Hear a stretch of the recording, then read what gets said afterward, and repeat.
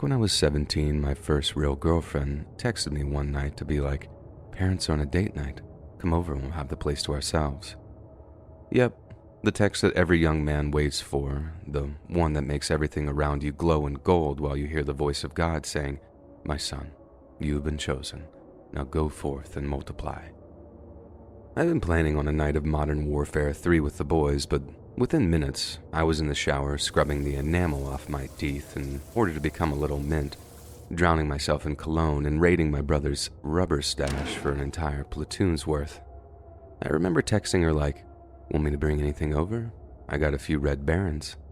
And she just replied, "Nah, just bring yourself." What a feeling, dude.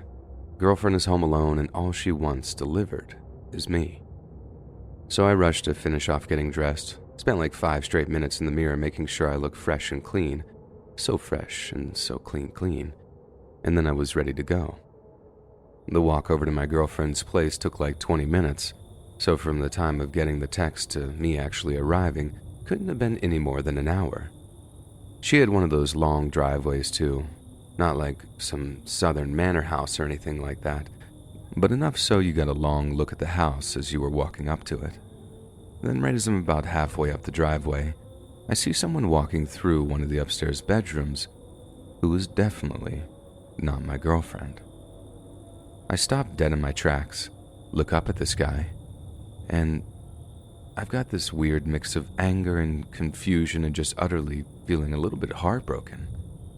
I whip out my phone, dial my girlfriend's number, only to find her phone is switched off. My head is just swimming with negative thoughts. I think I was about to have a panic attack, like I just couldn't believe she'd do that to me. I was checking if I had the right house, double-checking the upstairs bedroom, like 100% certain that I'd just seen someone, but also telling myself, no way, I must be hallucinating or something. But nope. That same dude in the green hoodie walks through her parents' bedroom again, like all the way in and then all the way out. But on the way out, he sees me and he stops and stares at me. He's looking at me like, "Who are you, my guy?" Where I'm looking at him like, "Me? Who are you?" But as I'm looking, I notice there's something weird about his face. It's all distorted. And then it hits me that his face is all distorted because he's wearing like literal pantyhose over his head, like a meme of a bank robber or something. Then right as I'm thinking like, what kind of weird stuff is this? I'm like, oh no, he's not a meme. He's literally robbing the place. I just panicked and ran back down the driveway before dialing 911. But then as I'm giving the operator all the details, I realized that my arrival might have prompted something bad to happen to my girlfriend. I ended up running back up the driveway, kicking on the door and shouting up at the window, "Cops are on their way. You better get out of there." I added a few expletives, but I won't say them here. I didn't hear anyone shouting back. In fact, I couldn't hear anything going on inside at all. But that didn't mean there wasn't anything going on. The intruders, home invaders, whatever you want to call them, they could have been doing anything to my girlfriend in there. And that's if they hadn't done something irreversible already. Waiting those few minutes for the cops to arrive was agony, but the dispatcher promised me that they'd roll up with their lights and sirens blaring to try and scare the intruders off.